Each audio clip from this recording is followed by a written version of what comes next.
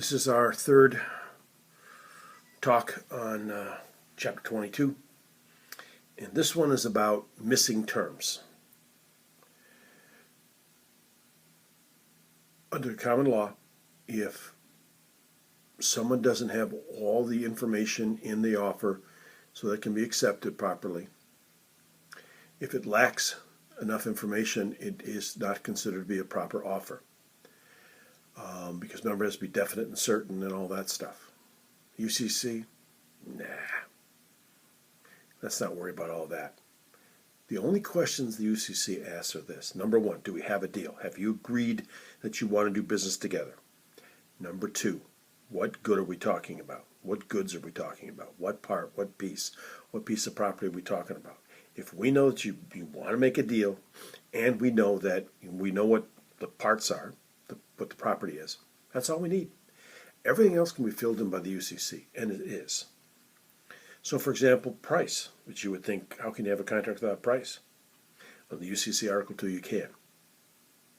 If it lacks a price, then there are ways to do it. Some are formulas that are put in. Your book references a cost plus.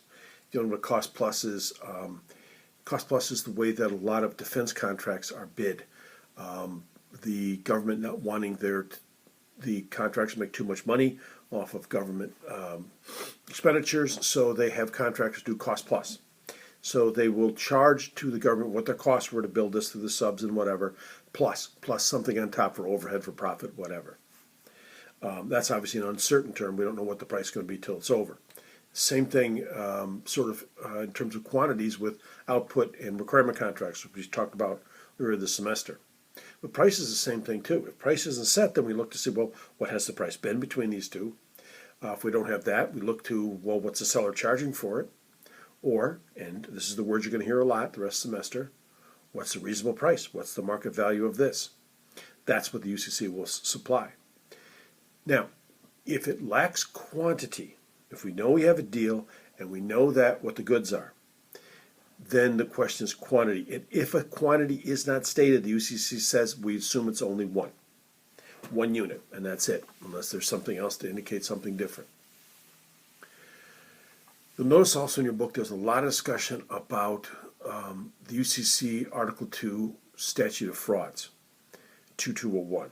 And we talked about that earlier this semester when we did Statute of Frauds, but not much because we didn't have a lot of time to go through it because we got switched to online.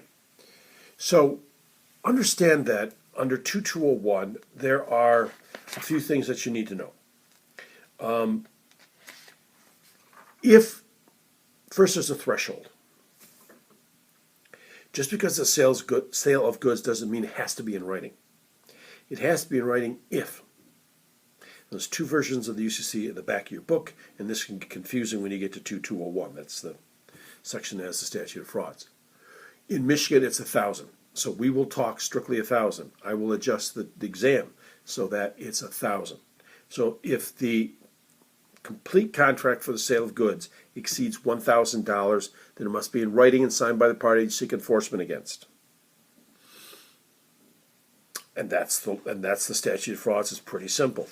It must be signed. Now, signature is becoming looser and looser because we as a society are becoming looser, and we've talked about the UCC tries to follow what's happening in society.